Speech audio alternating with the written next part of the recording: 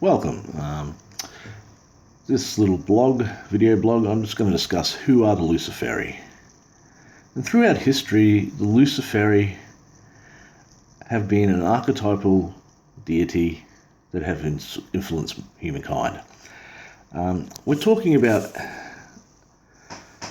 deities such as Christ, the Kristos, Buddha, the Egyptian god Thoth, Prometheus, the Greek god, Enki of Sumeria. Many of these gods have done things to provide enlightenment, empowerment, and taught these aspects to mankind. These gods, in my mind, are archetypal aspects of empowerment and growth. If we look at the Kristos, meaning the anointed, is the manifestation of the pistis, to bring gnosis to awaken man from the dream world of the demiurge. It's bringing forth stimulation of the unconscious memory, bringing forth that knowledge. Most of these gods and deities, these archetypes, are connected to the Mercurian and Venus element of the light bearer. The light bearer is an entity that brings knowledge and wisdom. And not so much bringing it, but avenues for humankind to be able to access that knowledge and wisdom within the self. So when I'm talking about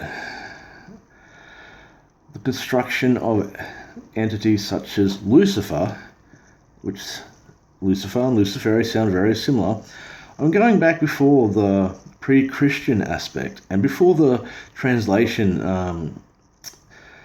era, the dialogue not coming across correctly, to be transcribed properly, in that which is being maintained in some of the versions of the King James Version of the Bible by St. Jerome. If you look at a lot of new transcribed Bibles, the name Lucifer has been removed.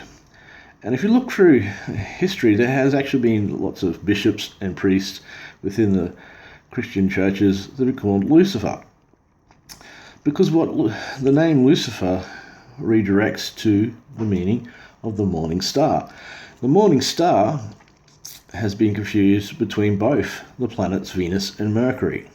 So you see the connection there? I don't want to go too deep in a theological conversation about this. So my main point is, when I'm talking about Lucifer, I'm not talking about this totally adversarial, evil, dualistic creature from the biblical form of Satan. I'm talking about the light bearer aspect, pre-Christianized duality.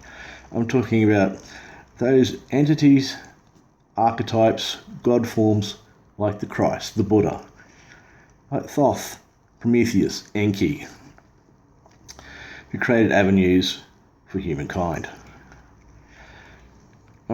These are light bearers. I'm talking about the shining light.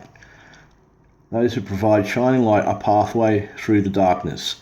And what I mean by that, symbolically, that shining light through the darkness means shining light within our own unconscious, subconscious mind. We're able to uncover those things that have been hidden, that we don't know about ourselves within our psyche. We're becoming more aware of the unknown aspects of who we are. In the Jungian aspect, we're creating individuation. We're creating awareness of aspects of our shadow, the unknown. It's looking into the cognitive biases and unhealthy mechanisms that we may be unaware that we betray, or we do betray as a safety mechanism, and how to rectify and find a healthy way to work through that.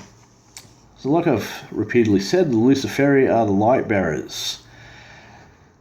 They're the archetypes that represent the elements of the Mercury and Venus elements. The currents through multiple paradigms, meaning multiple religions and thought forms, even within philosophy. And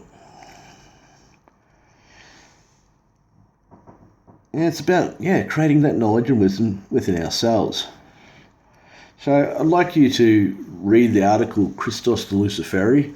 It just gives a few points, and there's some things in that article about that I've taken from the author Caroline Mist about some of the aspects of the archetypes, the light aspects and the shadow aspects, but she's really taken that from Carl Jung. So that's not really plagiarism happening there, because how can you plagiarize something that's plagiarized? Anyway, so read the article. Thank you very much.